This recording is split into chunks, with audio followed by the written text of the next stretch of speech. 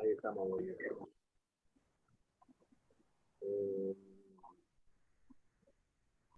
ha habido folcloristas, ¿no? Y diversos estudiosos, ¿no? De la música que han trabajado, ¿no? Y han recopilado canciones, ¿no? Partes de músicas, ¿no? Y después lo han publicado en libros o han también guardado las grabaciones, ¿no?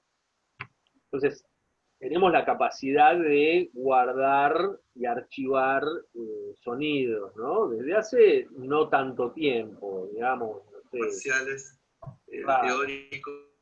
Entonces, ¿cómo eso puede, digamos, formar parte de una política de Estado, ¿no?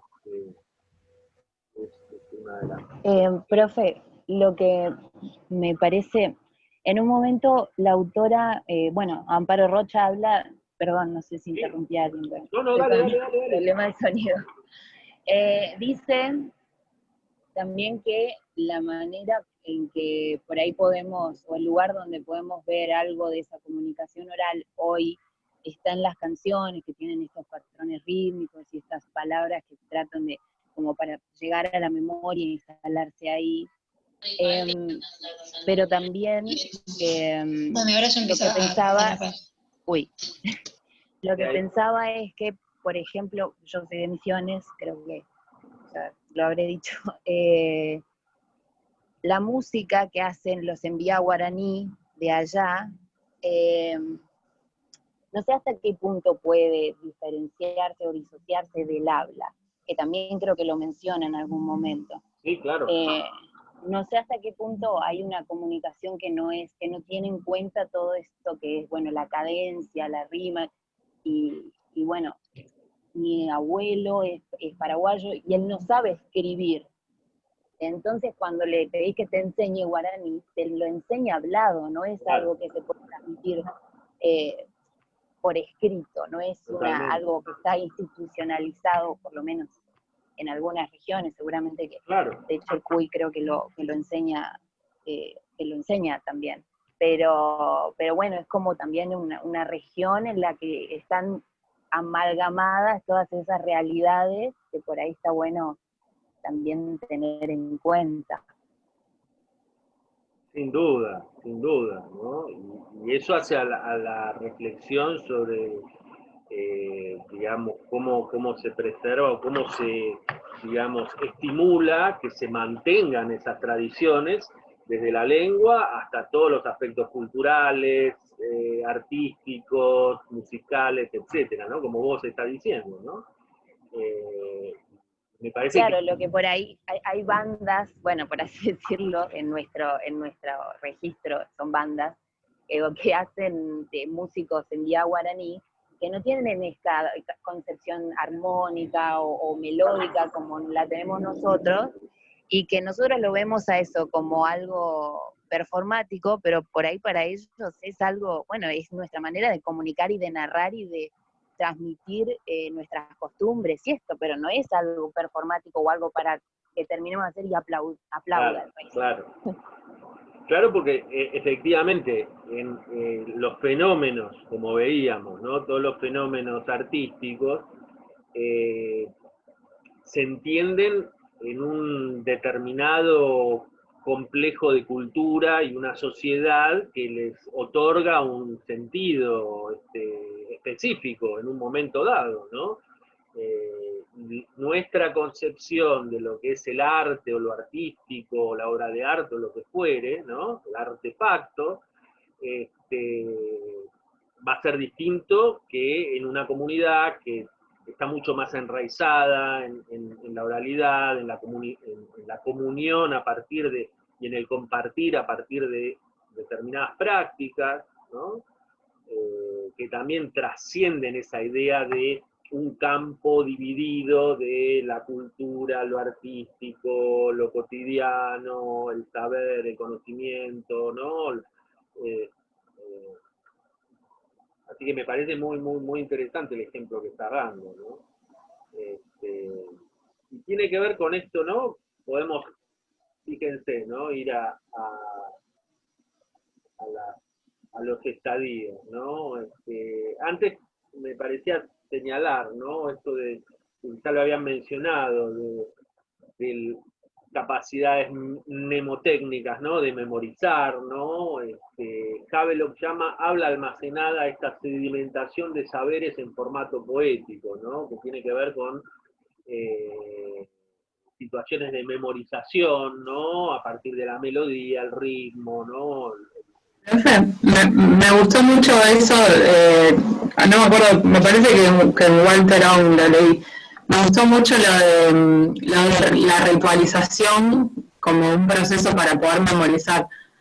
En teatro, por ejemplo, yo hice muchísimos años teatro y la realidad es que vamos improvisando y no lo bajamos al texto por ahí, cada tanto, algo que se necesita, pero la memorización se produce en base al rito. O sea, 2 veces por semana nos juntamos y ensayamos y cada tanto, lo que tiene de bueno el habla es que pueden surgir, o sea, esto siempre más o menos pasamos por los mismos lugares, pero hay un poco de aire, justamente al basarse solo en el habla y no en el texto. Entonces hay un poco de aire para dejar pasar el accidente, por así decirlo, la novedad, digamos, y en un momento también en el texto decía, como que a veces por ahí no se mantenía tan fielmente justamente por esto, porque el habla es más flexible y demás. Pero me gustó muchísimo esa idea del rito, de la ritualización, como para poder memorizar. Está bueno. Sí, totalmente, ¿no? Como nosotros vamos encontrando... Perdón. Sí, dale. Esto hablaba Havelock, que él menciona también... ¿Cómo? ¿Se escucha?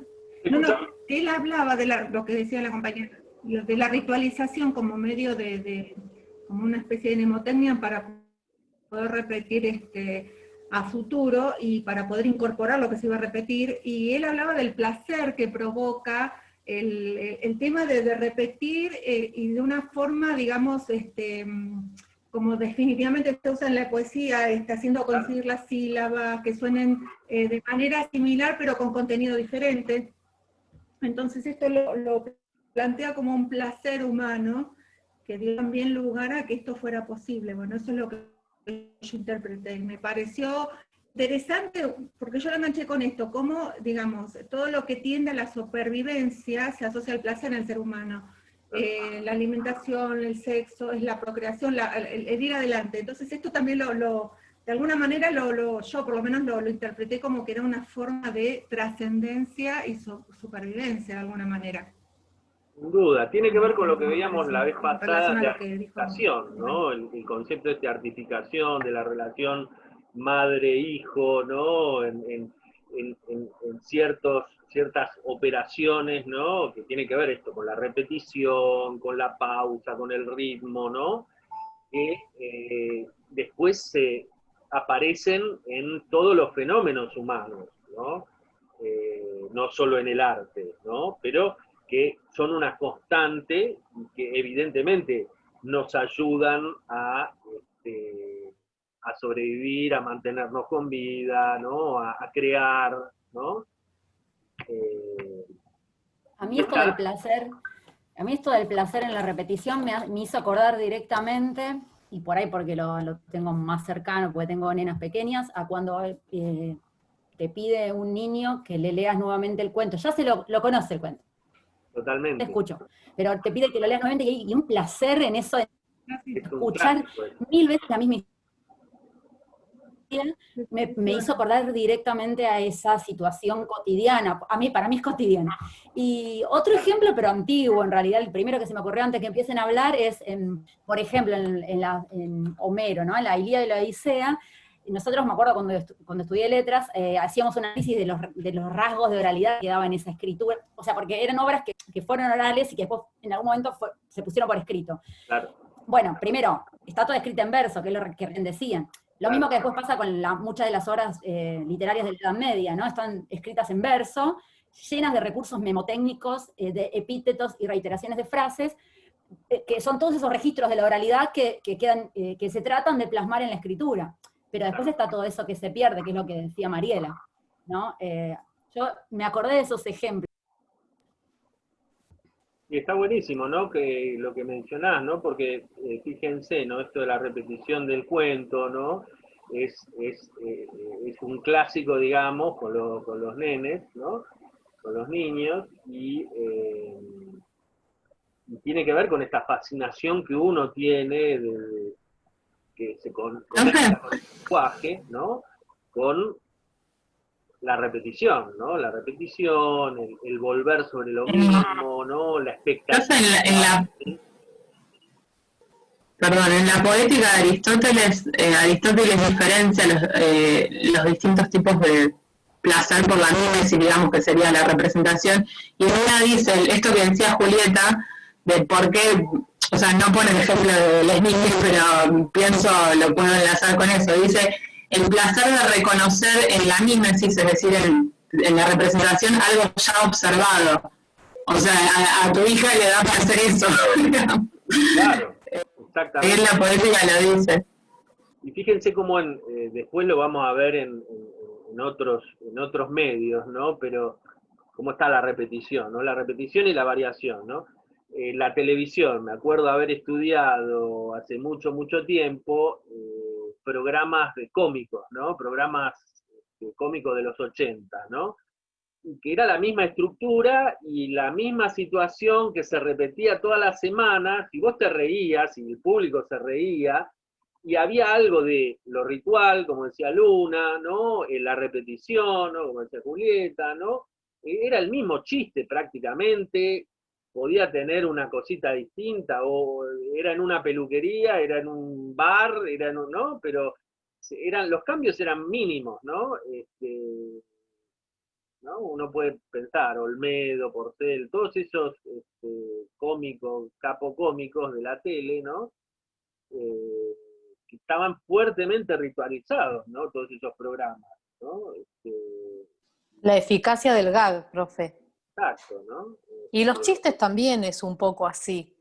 ¿Por qué se repite constantemente? Hay un montón de chistes que son siempre lo mismo, uno se ríe igual, pero la estructura es exactamente la misma. Exacto. Y también es fácil, hay gente que, yo no tengo esa habilidad, pero hay gente que memoriza chistes y chistes y chistes. Y claro, la capacidad de memorización está en esa estructura que se repite. Totalmente, totalmente. Te lo pueden poner en la guerra de Crimea, en la Primera Guerra, en la guerra de Malvinas, en la guerra del Golfo, y es el mismo chiste, ¿no? Con el mismo remate, solo que le cambian el entorno, le cambian la situación. Bueno, oralidad primaria, entonces. Oralidad primaria, ¿qué sería? Según Sumter. La oralidad, o sea, el habla de personas que no han estado en contacto con la cultura escrita, en primer lugar. Cultura escrita. Entonces, ¿qué vemos? ¿Cómo es? Estas situaciones a las que ustedes están mencionando, ¿no?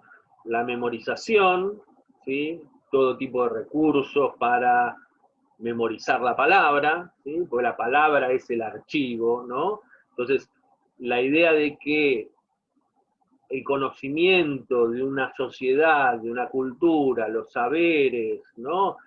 Tienen que transmitirse de una generación a otra, entre los mismos miembros de esa generación y de esa sociedad, bueno, hacen que, debido a esta dificultad que tiene o esta característica que es la secuenciación en el tiempo, ¿no? De la palabra oral, ¿no? Que uno tenga que no pueda volver sobre lo dicho, sino modificarlo hacia adelante, ¿no?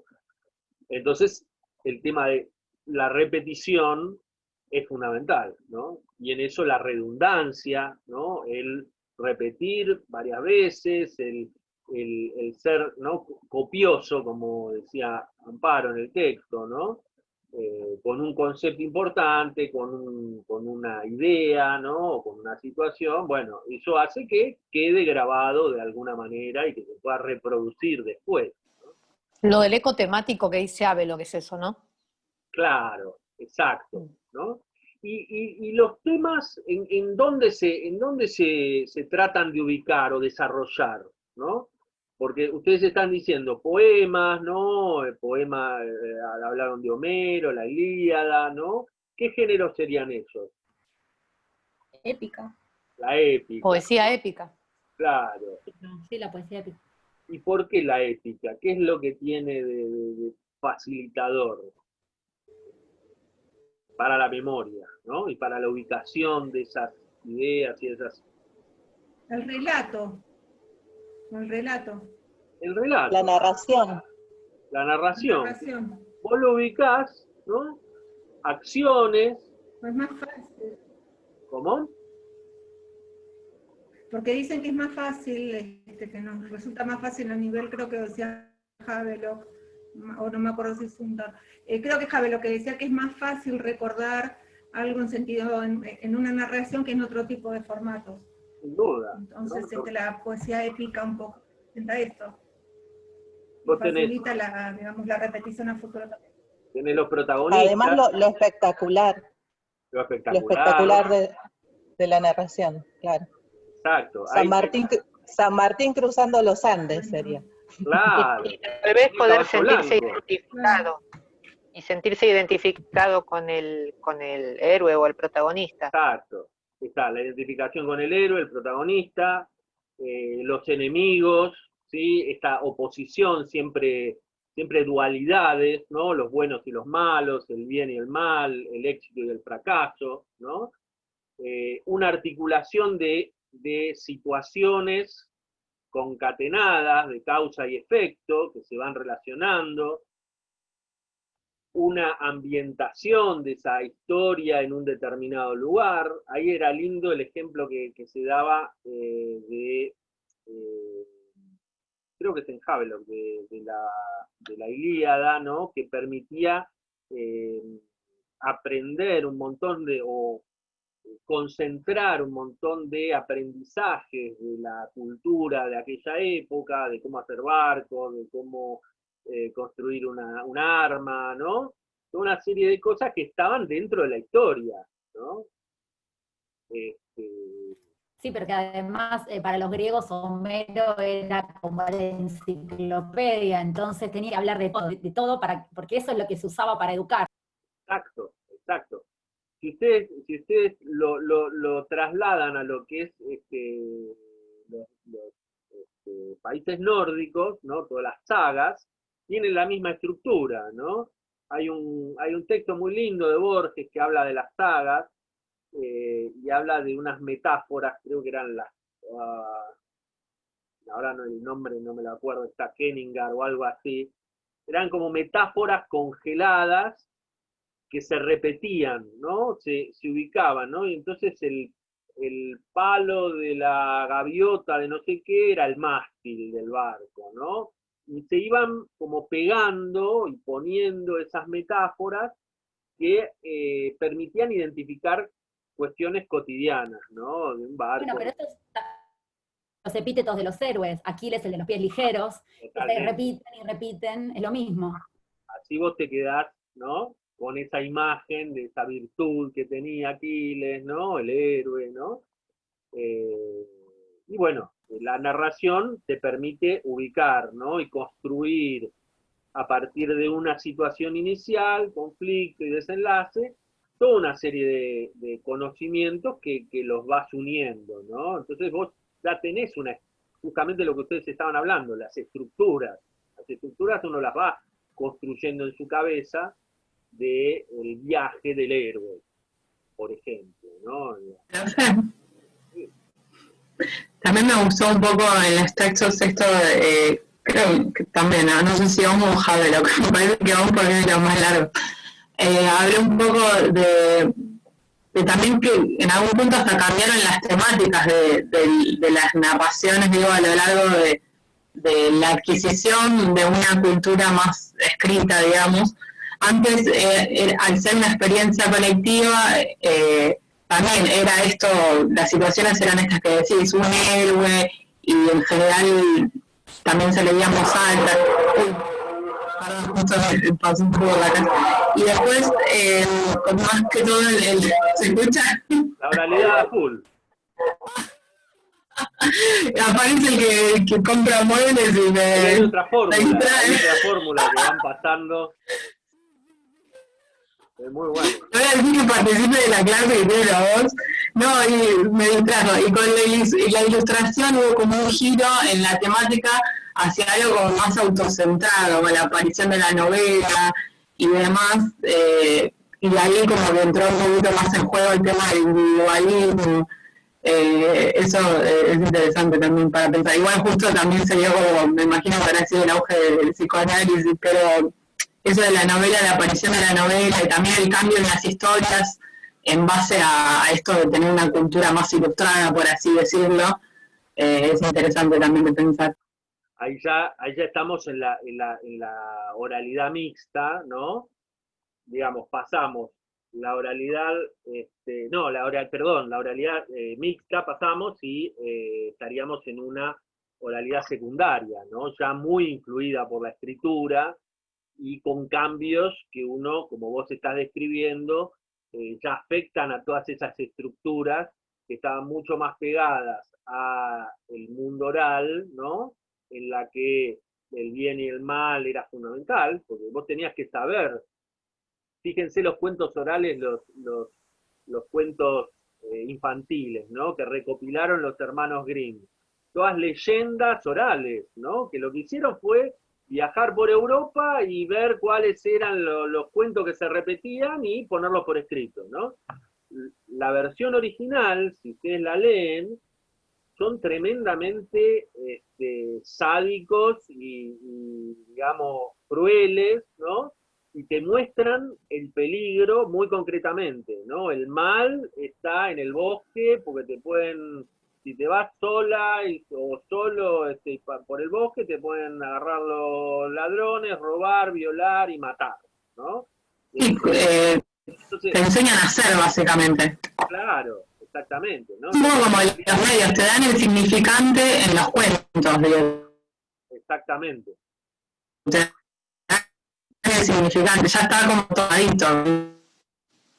Exactamente, había valores de formas de conducta muy claras que había que digamos, adoptar para sobrevivir, ¿no? También en culturas que, nuestras culturas también son bastante crueles, pero en aquellas, digamos, no había mucho tutía, ¿no? Una vez que te equivocabas, era la vida o la muerte, ¿no? Había muchas menos mediaciones, ¿sí? Sin embargo, profe, como decía antes Julieta, yo empecé ya a leer Blancanieves, vio que le dije que voy a trabajar a Blancanieves, y claro, el tema de la repetición es, creo que leí fácil 4 veces el pararse frente al espejo y que le dice al espejito y exactamente lo mismo, o sea, no varía ni en la coma. Claro. Entonces, más allá de estas advertencias del peligro y que, bueno, estos hombrecitos le dicen, no le abras la puerta a nadie, es peligroso, que es constante también, esta idea de la repetición de la oralidad que tratan de rescatar seguramente los Grimm. Totalmente, ¿no? En estas versiones está este pasaje, ¿no? Que un poco en la clasificación, ¿no? La oralidad mixta, digamos, tenemos sociedades que ya están influenciadas por la escritura, pero que en general afectan más a la constitución de las élites, ¿no? A la constitución del Estado, ¿sí? Y si todavía hay una convivencia fuerte digamos, en la masa de gente y en lo popular con las formas orales, ¿no? Pero que ya empiezan a transformar la oralidad, ¿no? Ahí se señala el momento de la imprenta, ¿no? Como un momento clave, porque justamente permitió la popularización de un montón de libros, digamos, el desarrollo de la escritura permeando zonas que hasta ese momento no tenían contacto con la escritura. Los libros estaban eran los especialistas, los sabios, ¿no? Cierta casta, ¿no? De gobierno, de la iglesia, ¿sí? De los nobles, y ahí se empieza a desarrollar mucho más la escritura como técnica, como manera y como, ¿no? Intercambio cultural. Ahí nosotros podemos ver, por ejemplo, en el Quijote, ¿no? Un montón de fenómenos que se describen que tienen que ver con este pasaje de la narración oral a situaciones en las que se escribe, ¿no? Pero todavía conviviendo fuertemente, ¿no? Profe, entonces eso sería, la oralidad mixta es previa a la imprenta. Claro, claro. Y esto sería lo que en la Edad Media, básicamente en manos de los monjes y los copistas, los textos en los grandes... Sí, totalmente, ¿no? Conviviendo en ciertos lugares, ¿no? Tiene el nombre de la rosa ahí. El nombre de la rosa, sí, de Eco. Sí, no quise... Novela y película después, ¿no? Que muestra mucho ese mundo, ¿sí? Después la oralidad secundaria, sí, a partir de, modificada muy fuertemente a partir de la presencia de la escritura, ¿no? Y ahí sí, estamos hablando después de la imprenta, ¿no? Más o menos en Occidente, porque también hay que ver en qué cultura y en qué lugar, digamos, se puede pensar esta...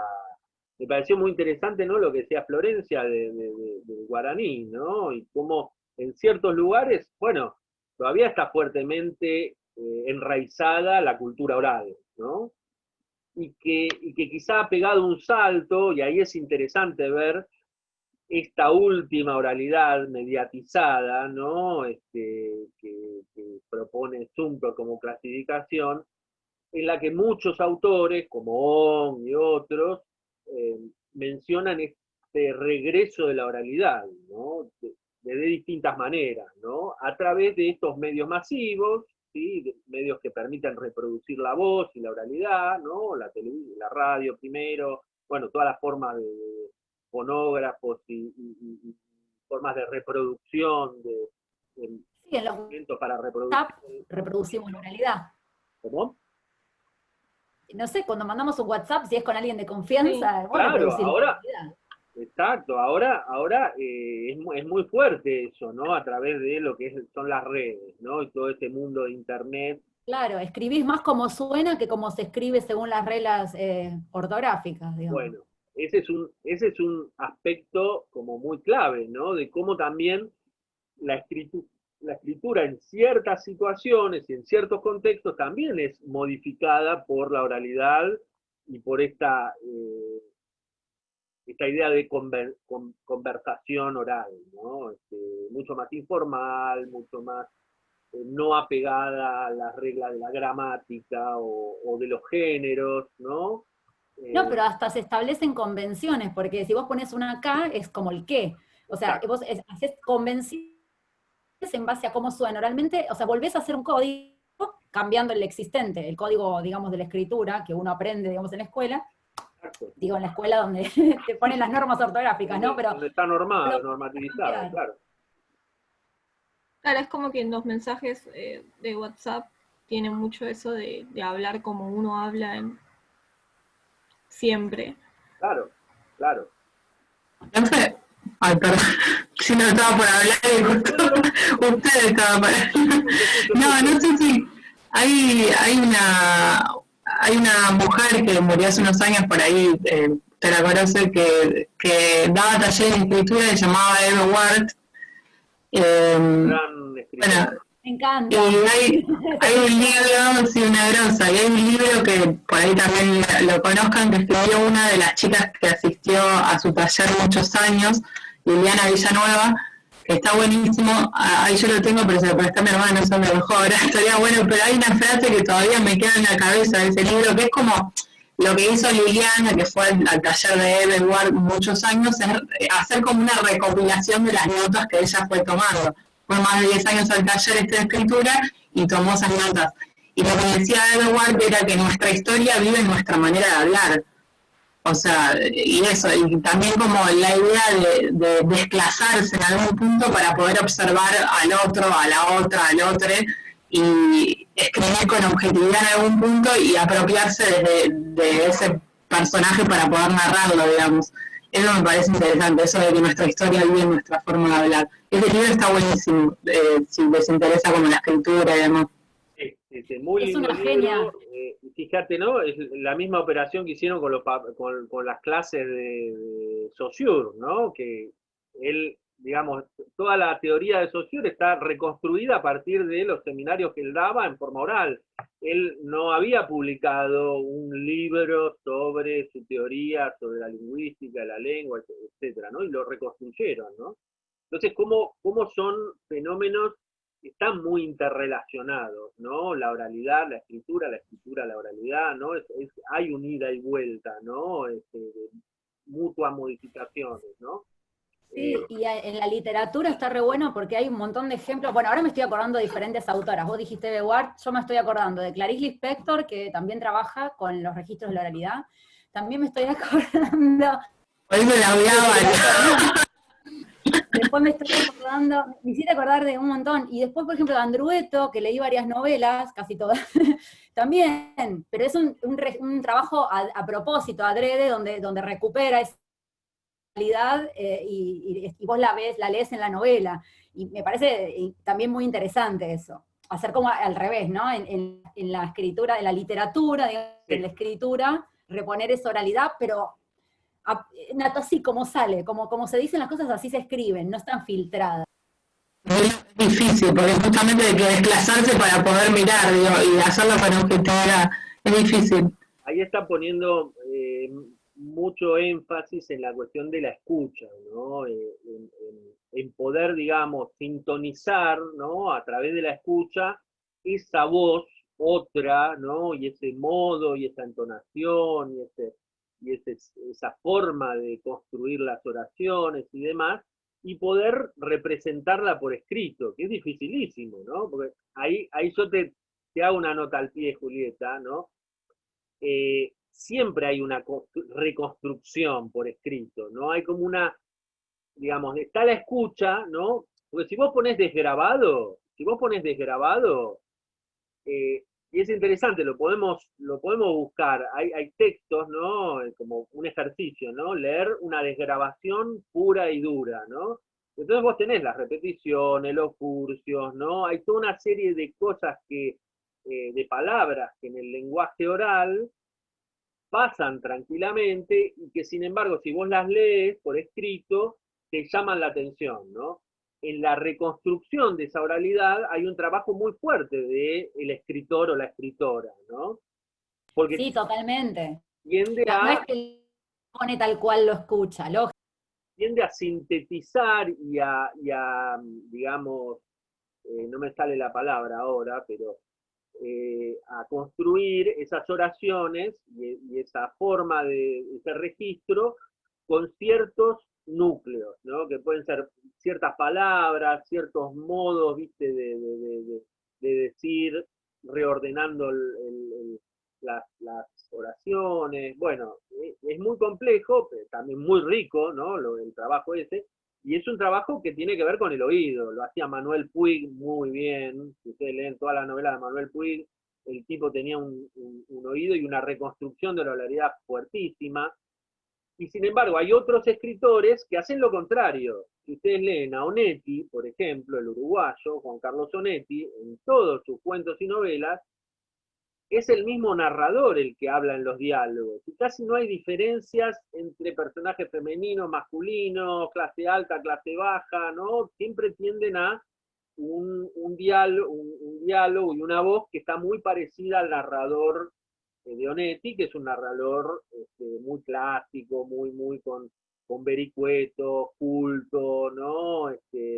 También es otro tipo de escritura, ¿no? Entonces ahí en lo artístico me parece muy lindo porque se ve muy fuertemente, ¿no? Lo mismo que las canciones, que es el otro lugar donde Sumter, ¿no? Propone, ¿no? De esta recuperación de la oralidad, que eso lo retoma Amparo, ¿no? En el texto, ¿no? todo lo que es el mundo de la canción, ¿no? Que convive la música, el sonido y la entonación con la palabra, ¿no? Entonces, ahí se amalgaman todos estos recursos que vienen de la oralidad y que se recuperan, ¿no? De toda esa tradición oral, ¿no? Para mantener esa tensión, ¿no? Y nosotros decimos, ¿por qué la canción te engancha tanto, ¿no? Y vos decís la poesía, ¿por qué la poesía ya no es un género masivo, ¿no? La poesía la leemos 2 o 3, digamos. Hay mucha gente que lee poesía, ¿no? Yo, Pero, digo, amante, pero la poesía, Son dos. la poesía la tendrían que, está muy mal publicitada, está muy mal dada, no está, siempre el tema de la novela y la hegemonía de la novela. Fíjate vos, ¿no? Está muy influenciada por los siglos de escritura, ¿no? Y del trabajo y las vanguardias estéticas que hicieron de la cultura y la literatura algo también para deconstruir y para pensar y para volver, ¿no? No es como la canción que te pega y va al sentimiento y a la empatía, y con la música, bueno, vos ya te enganchaste y saliste tarareando una melodía y una posible letra, ¿no? Entonces me parece interesante también ver fenómenos que vienen de lo mismo, se utiliza la palabra, con una musicalidad, con recursos, pero la música y digamos la canción, también la canción que es la música popular, ¿no? La canción especializada, oculta. Julieta. No, también es interesante ver cómo pareciera que hay es como un círculo el camino, ¿no? Es circular, porque de repente los narradores eran narradores porque lo adquirían fácilmente y tenían como esa capacidad. Y ahora para narrar tenés que hacer un curso y tenés que hacer como una especialización como para cambiar el formato. No sé, a mi hermano lo esperamos todos para que venga a contar cosas, porque es el único que puede contar las cosas de una manera que no puede nadie más en la familia. Pero eso hay una marca muy fuerte desde la institución, ¿no? Desde la educación que lo va como talando un poco a todo esto y cómo se vuelve, ¿no? Porque realmente, sobre todo trabajando con los chicos, cómo se necesita de esa narración o de esa oralidad en un formato que sea más puro. Bueno, ponés los puntos ahí, ¿no? Como esta cuestión de, por un lado, fíjate vos, los narradores orales que todos conocemos en la familia, los amigos, personas que tienen una chispa particular, ¿no? Para poder contar oralmente, ¿no? Una facilidad y una, digamos, capacidad para engancharte en ese modo de narrar, ¿no? Oral, que tiene que ver con estos recursos, ¿no? Que vienen de toda una tradición, ¿sí?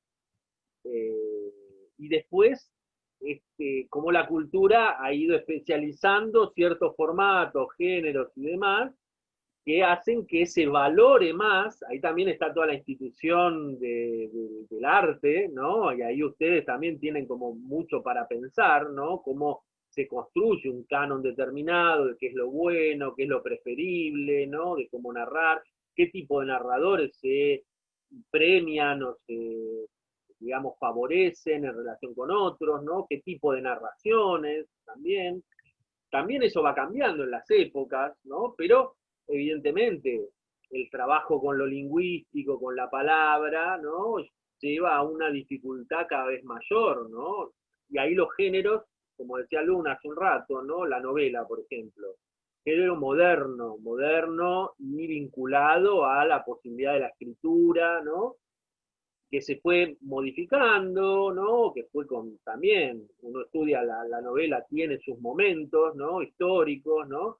Pero que permite una complejización de los personajes, de las tramas, de las subtramas, de la estructura, de la forma, de la subjetivización de los monólogos, etcétera, etcétera, que distancia mucho ese tipo de narración de una narración clásica oral, de una leyenda, de un cuento